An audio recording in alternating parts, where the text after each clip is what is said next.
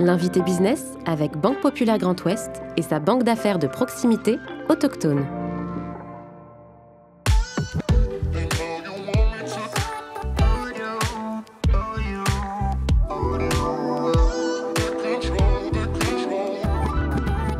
Né en 2020, le groupe coopératif Eureden incarne l'alliance de 18 500 agriculteurs coopérateurs et 8 500 collaborateurs.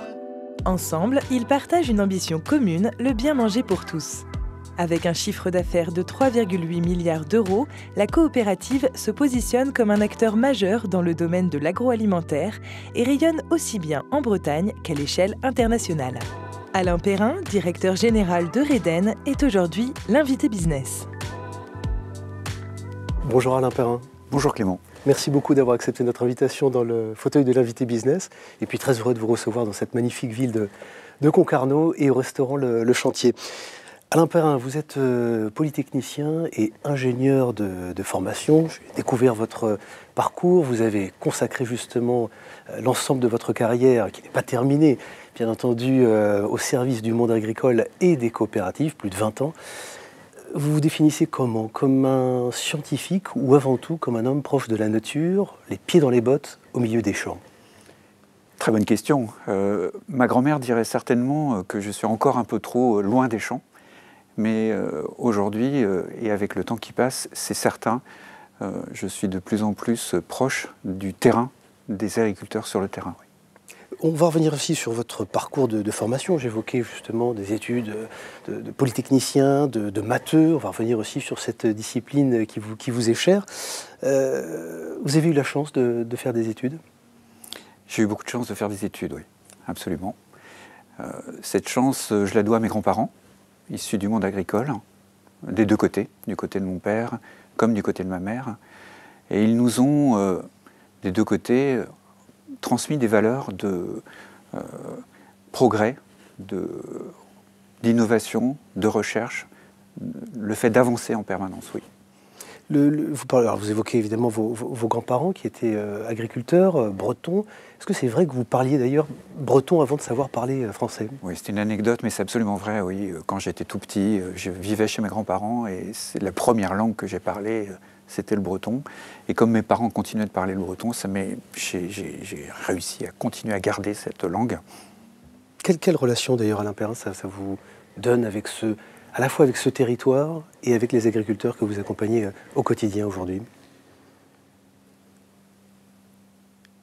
J'ai eu la chance de passer un certain nombre d'années en Auvergne, à travailler pour la coopérative Limagrin. On y reviendra effectivement, cette expérience.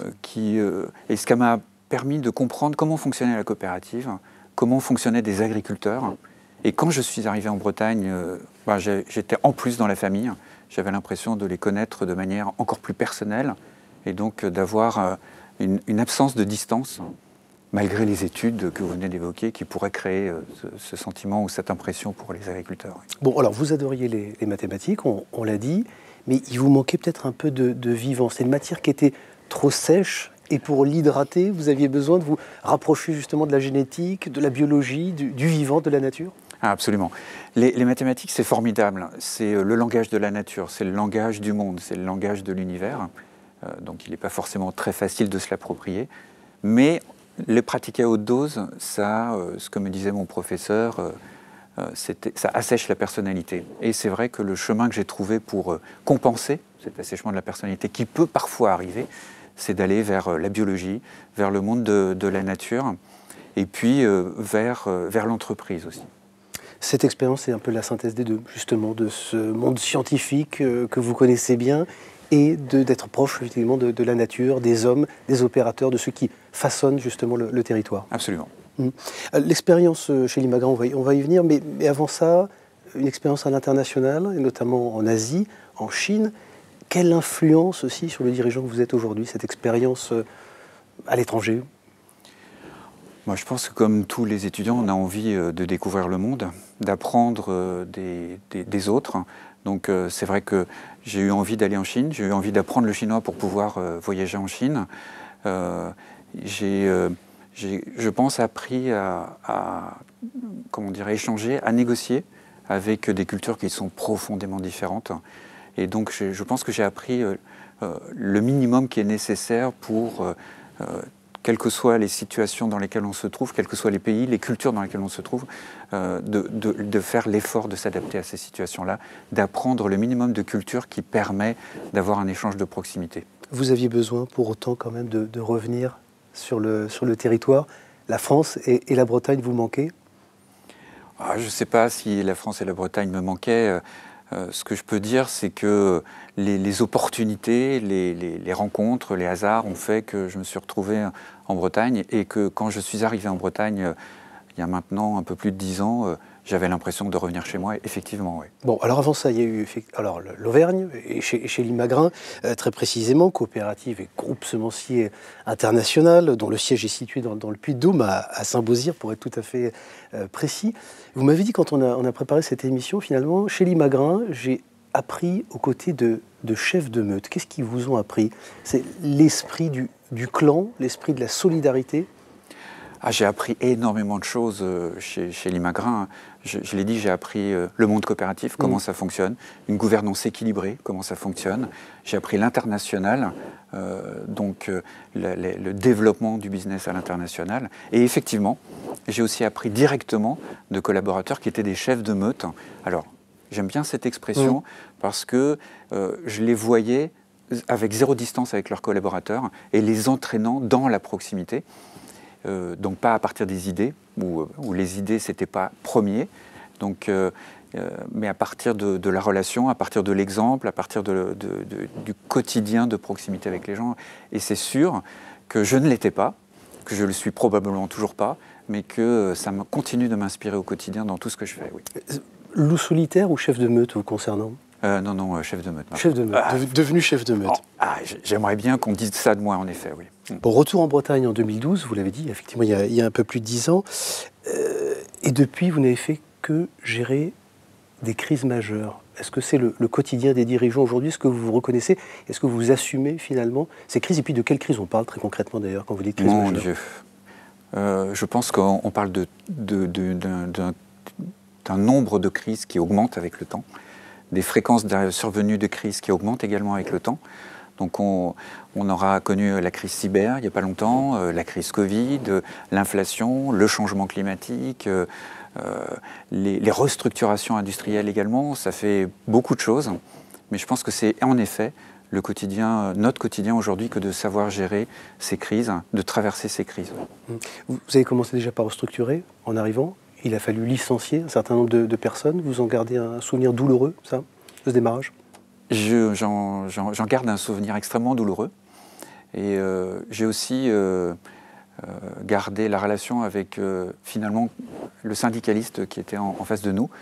Et avec le temps qui a apaisé un peu les choses, on peut se parler comment dire, avec une proximité, une franchise que je trouve absolument remarquable. Bon, le groupe Eureden, il faut le rappeler, né de l'union des coopératives Triskalia et du groupe Dossi en janvier 2020.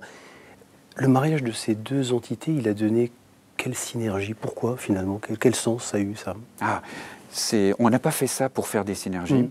On l'a fait ça parce qu'on avait un projet, j'ai envie de le qualifier d'offensif, en tout cas tourné vers l'avenir, tourné vers l'extérieur, tourné vers les enjeux du monde agricole et du monde agroalimentaire, vers ce qu'on veut en faire. Donc ça, c'était quelque chose de très important dans notre construction, d'avoir cette dynamique tournée vers l'avant. On a également fait un rapprochement entre égaux, on va dire, donc avec une gouvernance qu'on a mis en place dans le monde coopératif à 50-50, en respectant la culture de chacun. Et en conservant l'ADN coopératif et de proximité, c'est important de ne pas se diluer justement dans cette fusion? Alors, effectivement, non seulement en le conservant, mais je pense en le renforçant.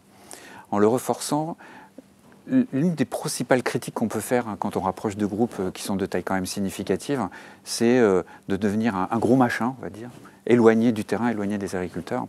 Donc notre vigilance première était de garder, voire même de renforcer la proximité avec les agriculteurs. Et on a créé sur les 5 départements une quinzaine de régions, de territoires dans lesquels on a une relation directe avec les agriculteurs, avec leurs élus, les élus du territoire. On en a aujourd'hui à peu près un peu moins de 400 élus du territoire avec lesquels on a des échanges réguliers. Et à titre personnel, je vais régulièrement dans ces conseils de section territoriale, c'est ainsi qu'on les nomme, pour créer, pour garder, pour entretenir cette proximité. Et je pense qu'on a progressé en la matière. Mieux répondre justement aux besoins de chaque agriculteur, c'est le sens aussi justement de ce rapprochement. Qu'est-ce qu'ils attendent de vous aujourd'hui, ces agriculteurs? On a 18 500 agriculteurs environ aujourd'hui, et je pense qu'on a 18 500 modèles d'agriculture différents dans leur esprit. Alors évidemment, le chiffre c'est un peu excessif dit comme ça, mais on a vraiment une très grande diversité d'agriculteurs. Effectivement, il faut essayer de s'approcher de l'accompagnement du projet de chacun. Clairement, le plus simple à voir, c'est que les jeunes qui s'installent n'ont absolument pas du tout les mêmes attentes, les mêmes souhaits, les mêmes projets que les plus anciens dont ils ont repris l'exploitation. Et effectivement, il faut savoir répondre à ces besoins-là, comme continuer d'accompagner les plus anciens. Ça fait partie du projet d'Eureden. C'est l'un des morceaux de l'ADN du projet Eureden. Bon, surtout quand on sait que dans 5 ans, la moitié des agriculteurs, évidemment, seront partis à la retraite. Il y aura un renouvellement, un effet générationnel qu'il faudra accompagner. Peut-être pour terminer, c'est un sujet immense, bien sûr, eu égard au contexte et aux défis auxquels vous êtes confrontés, l'environnement, le climat, la responsabilité et le rôle d'une agriculture responsable. Comment vous prenez ces sujets très sérieusement et à cœur chez Eureden et personnellement, je dirais, ce que vous incarnez, vous, aujourd'hui, Alain Perrin, dans ce groupe? On est en première ligne du changement climatique. Nos agriculteurs sont en première ligne du changement climatique. L'année dernière, par exemple, les récoltes de haricots verts, qui est un des produits phares en Bretagne, un des légumes phares de la Bretagne, a perdu 40% de sa production. C'est dramatique. C'est dramatique. Et on constate, regardez, aujourd'hui il pleut. Enfin, aujourd'hui il ne pleut pas, mais il a plu toute la semaine. Il va repleuvoir en fin de semaine. On n'a jamais vu autant d'eau en cette saison dans les champs. La difficulté de semer la fin du blé, elle est massive pour nos agriculteurs. Voilà, on est au premier rang d'un changement climatique. Donc notre première responsabilité, c'est d'essayer de s'adapter à ces évolutions, accompagner nos agriculteurs pour qu'ils s'adaptent à ces évolutions. On va parler d'assurance, on va parler sur le moyen terme de changement de production. Voilà, on va parler de ces choses-là. Adaptation, pas transformation radicale. Adaptation, le mot est important et la nuance est importante. Aujourd'hui, on parle d'adaptation. Sur le long terme, je pense que ce sera une transformation qui est importante. Peut-être que la chance qu'on a, c'est qu'on a un petit peu de temps si on anticipe correctement ces évolutions pour les faire graduellement et si on n'attend pas le dernier moment pour s'y adapter. Et puis le deuxième volet, c'est effectivement notre part dans la réduction de l'impact sur l'environnement, sur les effets du carbone sur le climat. 19% etc. pour l'agriculture de manière générale. Bon, peut-être différemment et plus spécifiquement moins pour les légumes, bien entendu, que l'élevage de manière générale. Absolument. 19% quand même.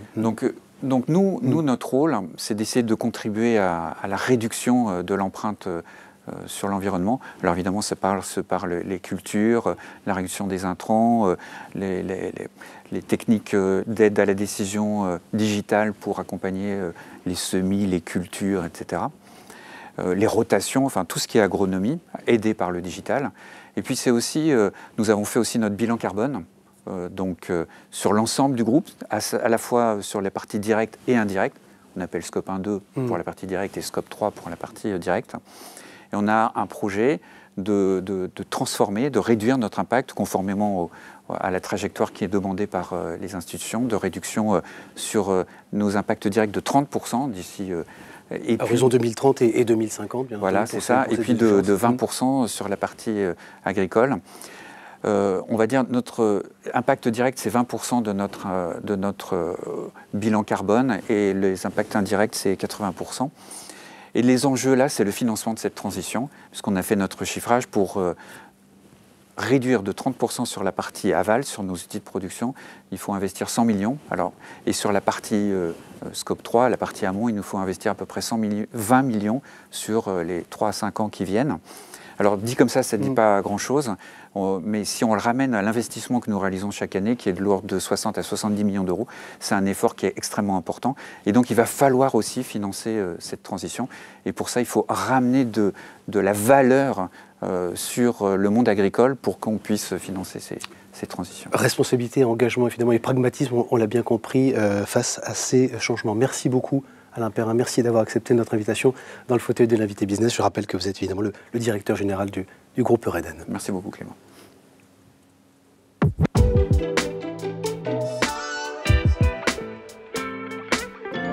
L'invité business avec Banque Populaire Grand Ouest et sa banque d'affaires de proximité autochtone.